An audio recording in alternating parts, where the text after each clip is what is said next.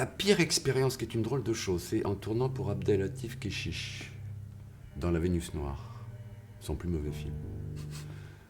J'aime beaucoup cet réalisateur. Vraiment, c'est un grand. Et donc je faisais, j'ai oublié le nom, celui qui a créé le Jardin des Plantes à Paris, qui était un scientifique des années 1850, un de ceux qui ont disséqué la Vénus Noire. Et bon, ok, je me suis aperçu, c'est un homme charmant à manger avec lui, hein, j'étais heureux qu'il me prenne, un petit acteur de Marseille, et un homme charmant, et quand j'ai commencé à travailler pour lui, à tourner pour lui, à jouer pour lui, c'est un homme qui devenait d'un seul coup totalement inhumain, entièrement inhumain, un regard totalement inhumain. Il te faisait travailler dans des conditions inhumaines que tu t'en percevais pas, parce qu'il y avait 4 caméras autour de toi. Quand tu commences à tourner, le premier jour de tournage que j'avais avec lui, on a commencé à 13h, on a fini à 18h, quasi non-stop. Même les technos, on ne savait même plus quand ça tournait. Et il te remet sans arrêt au truc. Il te fait rejouer, il te dit même pas quand ça joue, etc. Mais à la limite, ça c'est une chose bien possible. Mais cette espèce de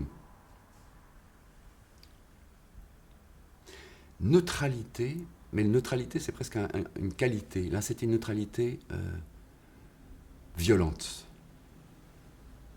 Et tu t'en aperçois pas quand tu joues. Tu t'en aperçois quand il te fait une remarque. Et là, tu entends une voix qui n'est pas une voix humaine. Mais tu t'en aperçois pas et t'en sors. Et j'en suis sorti. Il m'avait bouffé quelque chose. Mais je me suis dit, ok, il m'a bouffé. Il bouffe l'humain. Il bouffe le côté fragile de la personne qui joue pour lui. Et c'était...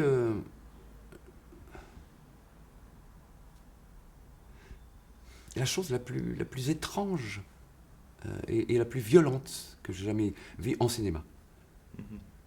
Et voilà. Donc, sur le moment, on s'en aperçoit pas. Et après, on se dit, waouh, c'est un monstre. C'est un génie, mais c'est un monstre. Vraiment. Et voilà. Donc, c'est cruel. Voilà. C'est une vraie cruauté. Et voilà. Je me suis dit, là, on s'aperçoit de la faiblesse, enfin, de la fragilité d'un acteur et du pouvoir qu'a le réalisateur. Et c'est la première fois où un réalisateur prend ce pouvoir à ce point-là. Parce que je le sens, à ce point-là. Parfois, des réalisateurs essaient de prendre le pouvoir, mais ils ne sont pas de niveau face au pouvoir de l'acteur qui existe encore un peu. Mais là, c'était... on n'était plus... Oui, on n'était plus d'humains. C'était un entomologiste et des insectes. Voilà. Donc c'était... Oui. Oh. Tu t'es senti violenté en tant qu'être humain, en tant qu'acteur? Aspiré en tant qu'être humain. Pas en tant qu'acteur. Il va plus profond que l'acteur. Et Annonce. c'est Isalinde, première. Isalinde, c'est quoi ta pire expérience de ton métier d'actrice? Alors, ma pire expérience, c'est une chose étrange, c'est en tournant avec Abdelatif Kechiche dans La Vénus Noire. C'est son plus mauvais film. Et j'aime beaucoup cet acteur, ce réalisateur. Non, vraiment, c'est un grand. Et je faisais...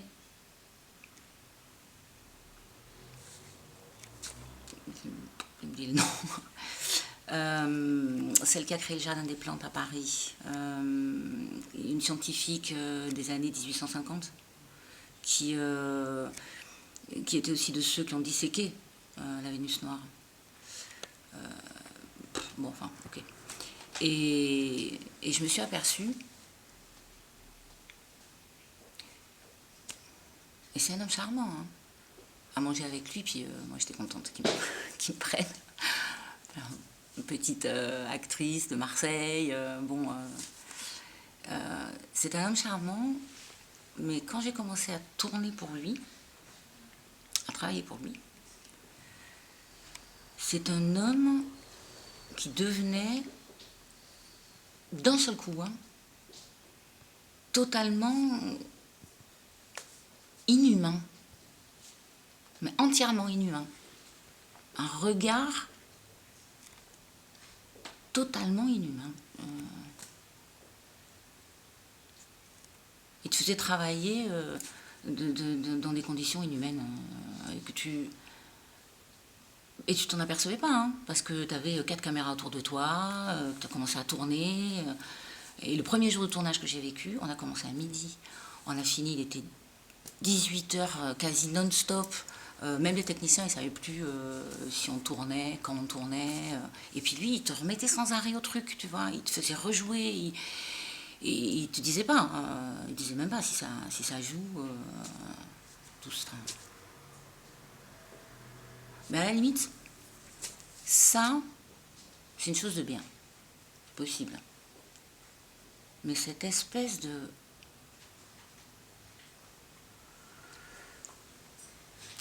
neutralité. Une neutralité, bon, c'est presque une qualité. Mais là, c'était une neutralité violente. Tu t'en apercevais pas, hein, quand tu jouais. Tu t'en apercevais quand il te faisait une remarque. Et que là, t'entendais une voix. C'était pas une voix humaine. Tu t'en apercevais pas, hein. Et t'en sors. Moi, j'en suis sortie. Et il m'a bouffé quelque chose. Mais bon, je me suis dit, ok, hein, c'est bon. Il m'a bouffé. Il a bouffé. C'est ça. Il bouffe l'humain. Il bouffe le côté fragile de la personne qui travaille pour lui. Et ça, c'était la chose la plus étrange. Vraiment, la plus violente que j'ai jamais vue. En cinéma, en tout cas. Tu vois, je me suis dit, là, on s'aperçoit de la faiblesse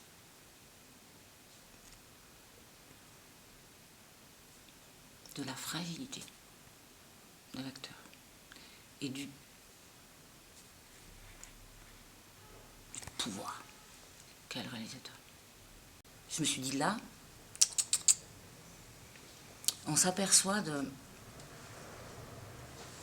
la faiblesse, de la fragilité de l'acteur et du pouvoir qu'a le réalisateur.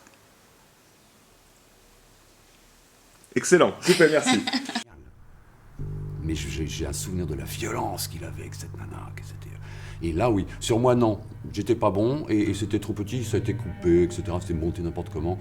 C'était pas bien, ça me gêne pas. Mais voilà, par rapport à la femme qui était la Vénus noire, oui, il a fait quelque chose. Il a fait un vrai personnage. Une jeune femme qui l'a vraiment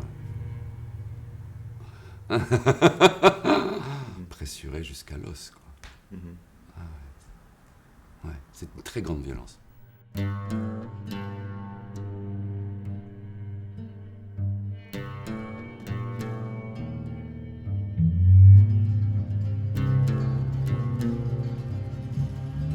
Julien, est-ce que tu pourrais me raconter ta pire expérience du métier de comédien? Oui. Donc c'était pour un projet extraordinaire, le type d'aventure que tout comédien rêve de faire partie. Donc j'étais super heureux. J'ai appelé ma mère, je lui ai raconté toute l'histoire, elle était heureuse. Et c'était un concert. C'était un concert, on devait chanter, on devait jouer de la percussion, on devait faire des acrobaties au sol ou dans l'air, et on devait dire des textes. Pendant 3 mois, on a répété ensemble. J'ai dû partir de chez moi pour aller avec toute l'équipe dans un hôtel, pour habiter ensemble, pour les répétitions. Et donc 2 jours avant la première, je savais que le lendemain, j'avais un rendez-vous avec la productrice pour échanger, pour notamment donner les croquis que je devais faire pendant le spectacle. Et peu avant minuit, son mari tape à ma porte et me demande de monter dans sa chambre. Je lui dis oui, juste 2 minutes pour aller chercher les croquis, puis je monte. Et il me dit, mais t'as pas compris? Ce soir, tu couches avec moi. Et je dis non, je peux pas. J'ai eu très peur. Je lui ai dit qu'il se trompait de personne, qu'on pouvait s'arrêter là et que je ne dirais rien à personne. Le lendemain, donc au rendez-vous avec la productrice, donc son mari, qui m'a demandé de visiter sa chambre, elle me dit là qu'il n'avait plus besoin de trapéziste, que je pouvais prendre mes affaires et quitter l'hôtel sur le champ. Elle me dit aussi que je ne serais pas le bienvenu au spectacle. Elle m'a dit aussi que je partageais mes draps avec les autres artistes et que j'arrivais en retard au rendez-vous et que j'étais une mauvaise personne. Donc c'était un très grand projet, une production vraiment énorme, extraordinaire, un type de production que tous les comédiens rêvent de faire partie. Donc j'étais super heureux, j'ai appelé ma mère, je lui ai raconté toute l'histoire, elle était heureuse. Donc c'était un concert et on devait chanter, on devait jouer la percussion, on devait faire des acrobaties au sol, dans l'air, et on devait dire des textes. Pendant 3 mois, on répétait ensemble. J'étais obligé de partir de chez moi pour habiter à l'hôtel avec tout le monde. Et 10 jours avant la première, je savais que le lendemain, j'avais une réunion avec la productrice pour donner les croquis de tous les agrès aériens que je devais faire pendant le spectacle. Et à peu près minuit, son mari il était venu claquer ma porte. Et il m'a demandé de monter dans sa chambre. Voilà, je lui ai dit, mais oui, juste 2 minutes que je vais aller chercher les croquis, je monte. Et il m'a dit, mais non, t'as pas compris, ce soir, tu couches avec moi. Et j'ai dit non, je peux pas. Et ça a été, j'étais choqué, j'étais paralysé. Tous les dangers que ma mère m'avait dit avant, ouais, ça peut passer, ça se passe comme ça dans les... Et que je disais, non, non, c'est pas comme ça. Donc ça a été en train de se passer devant moi. Et j'ai eu très peur. J'ai eu très peur. Je lui ai dit qu'il se trompait de personne et qu'on pouvait arrêter là, que je ne dirais rien à personne. Et que voilà. Donc, le lendemain, quand j'ai arrivé pour les répétitions, la directrice de chant, elle a pleuré toute la journée. Je ne comprenais pas. Donc après le travail, je suis venu l'embrasser et je disais, mais écoutez, tout va bien, on va réussir. Ouais, il manque juste 10 jours, mais on aura du temps pour finir comme il faut. Et plus je parlais, plus elle pleurait. Après, la chorégraphe, elle arrivait aussi, elle était aussi en pleurs. Un petit moment plus tard, c'est la directrice de production qui était venue me chercher pour le rendez-vous. Et quand je suis arrivé au rendez-vous, la productrice, c'est la femme du producteur qui m'avait demandé de visiter sa chambre, elle m'a dit qu'ils n'avaient plus besoin d'un trapéziste et que je devrais partir, quitter l'hôtel le même jour. Et elle me demandait aussi de ne pas venir voir le spectacle, que je n'étais pas bienvenue, que je partageais de drogue avec les autres artistes et que je n'étais jamais au point de rendez-vous à l'heure et que j'étais vraiment une mauvaise personne.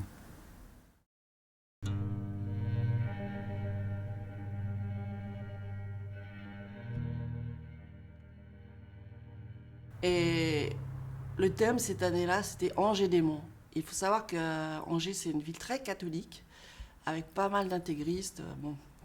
Et c'était un sujet qui pouvait vraiment être tendancieux. Et on l'a vraiment vécu comme ça. Donc la semaine s'est bien passée, sauf que le dernier jour, c'était la compagnie avait organisé un sabbat. Alors un sabbat, c'est pas une réunion de concierge qui parle de la retraite, c'est un sabbat. Donc ça veut dire c'était vraiment assez démoniaque. Donc il y avait un grand feu, il y avait un groupe de métal qui jouait, et il y avait une bataille de pelochons géantes, il y avait une bacchanale, c'était vraiment... Les gens vraiment s'amusaient. Et moi j'étais sur un... Quelle est la pire expérience de ton métier d'actrice? Alors, ma pire expérience de mon métier d'actrice, je crois que ça aurait pu être aussi une des meilleures. En fait, je travaillais depuis un moment dans une ville, dans une compagnie qui était implantée dans une ville, c'était la compagnie de la ville. Et donc on sortait d'une semaine de résidence qui s'était super bien passée. Et à la fin de la semaine, la compagnie avait décidé d'organiser un sabbat. Alors un sabbat, c'est pas une réunion de commères qui se réunit pour parler de retraite, hein, c'est un sabbat. Ça veut dire que c'est assez démoniaque. Et donc il y avait un grand feu, il y avait un groupe de métal qui jouait, il y avait une bataille de polochons géantes, il y avait une bacchanale. Et moi j'étais sur une estrade avec des copains, c'était une espèce d'alcôve avec un lit, avec des... et on signifiait un peu, pas une scène de coquine, mais carrément. Donc les filles, on était en soutien-gorge et en slip avec des porte-jartelles. Et le type était en slip. Mais on n'était pas nus. Il y avait des pelochons, il y en avait qui se masturbaient sur les pelochons. C'était du théâtre, on mimait des scènes coquines, lestes, érotiques. Et à un moment, alors les gens, ils se régalaient vraiment de voir ce spectacle. Et à un moment, on a vu quand même un petit frémissement dans la foule. Il y avait 3 prêtres en soutane qui étaient là. Ils n'avaient pas l'air de rigoler, eux, ils faisaient carrément la tronche. Et tout se passe bien, si ce n'est que 2 jours plus tard, la compagnie a reçu une lettre explosive du diocèse et de certains intégristes de la ville qui étaient bien connus, qui crient au scandale et qui ont décidé de porter plainte contre la compagnie pour outrage aux bonnes mœurs. Ça fait un scandale à partir de cela, terrible. Il y avait des articles dans la presse, le scandale, outrage aux bonnes mœurs, la ville choquée. Moi, on allait partout dans les magasins, il y avait des gens. Vous avez vu les acteurs, ce qu'ils ont fait les comédiens? C'est dégoûtant, ils se masturbaient sur des pelochons, etc., etc. Moi, je vais chez ma kiné, elle me dit vous avez vu? Je dis oui, j'en étais. Donc elle a eu un froid, une gêne. Et ça a continué comme ça. Après, il y a eu des séances de thérapie avec des psychiatres pour que les gens de la ville traumatisés parce qu'ils avaient vu viennent s'exprimer. Nous, les comédiens, on était censés nous exprimer pour dire ce que nous, on voulait donner, etc. Et c'est pratiquement s'excuser. Enfin, et à partir de là, le maire, il s'est rangé du côté du diocèse et il a carrément brisé la compagnie, il n'a pas renouvelé les contrats. Et moi, j'étais sur une estrade avec des copains et on devait... il y avait une sorte d'alcôve avec un lit. Et on devait signifier des scènes pas coquines, mais carrément. Alors nous, les filles, on était en soutif, on était en culotte avec des porte-jartelles, et les garçons, ils étaient en slip, mais on n'était pas nus. Et les gens s'amusaient vraiment de voir ce spectacle. Il y avait une bataille de polochons, il y avait des mecs qui se masturbaient sur les polochons, mais c'était du théâtre. C'était du théâtre, on signifiait. Et donc on était là et on devait mimer des scènes coquines, lestes, érotiques. Et les gens s'amusaient vraiment, ils s'amusaient vraiment de voir ce spectacle. Et à un moment donné, il y a eu un frémissement dans la foule. Il y avait 3 prêtres en soutane au premier rang qui, eux, s'amusaient pas du tout. Et ils faisaient même carrément la tronche. Mais ça s'est bien passé. Et quelques jours plus tard, la compagnie a reçu une lettre du diocèse et de quelques intégristes de la ville qui criaient au scandale et qui disaient vouloir porter plainte contre la compagnie. Et à partir de ça, ça a été le scandale. La presse est arrivée, le scandale, outrage aux bonnes mœurs, blablabla, la ville choquée. Et moi, j'allais faire les magasins, les gens, ils disaient « Mais vous avez vu les comédiens, ce qu'ils faisaient là? Ils se masturbaient sur des polochons, mais franchement, mais c'est dégoûtant. » Et chez ma kiné, j'y vais, elle me dit « Vous avez vu ?» Je dis « Bah ouais, j'en étais. » Et là, ça a ajouté un espèce de froid, et ça a continué comme ça. Si bien qu'à un moment donné, ils ont même organisé une sorte de cellule de thérapie avec des psychiatres pour que les gens de la ville qui avaient été traumatisés par ce qui venait de se passer puissent venir en parler librement. Et quelques jours plus tard, il y a le maire de la ville qui s'est rangé du côté du diocèse. Et c'était fini. Il a carrément explosé la compagnie. Il n'a rien renouvelé, pas de résidence, pas de contrat, rien. C'est là aussi que j'ai compris le pouvoir des comédiens. Parce que franchement, c'était simulé, il n'y avait rien de... C'était du jeu et ça a tellement ébranlé les gens que je me suis dit, on a vraiment un sacré pouvoir. Et en même temps, il y avait un contre-pouvoir qui était les autorités politiques et religieuses de la ville qui sont dans cette ville vraiment écrasantes, quoi. Et en fait, c'est à ce moment-là que j'ai compris le pouvoir que nous, les comédiens, on avait. Parce que c'était rien. C'était du jeu, on simulait, c'était pas vrai. Et en face, ça a tellement ébranlé les gens, le public, la ville, que je me suis dit, oui, ouais, on a du pouvoir.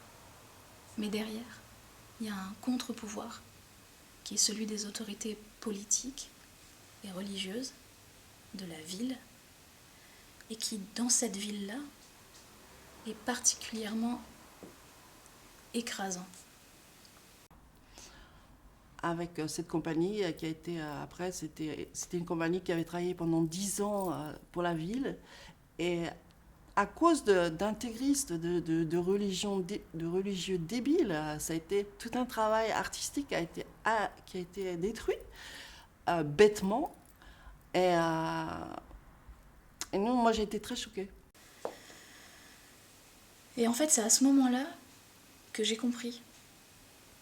J'ai compris le pouvoir que nous, les comédiens, on avait. Parce que franchement, c'était rien. C'était du jeu, c'était simulé, c'était pas vrai. Et en face. Mais ça a tellement ébranlé le public, les spectateurs, la ville, que je me suis dit, ouais, on a un pouvoir.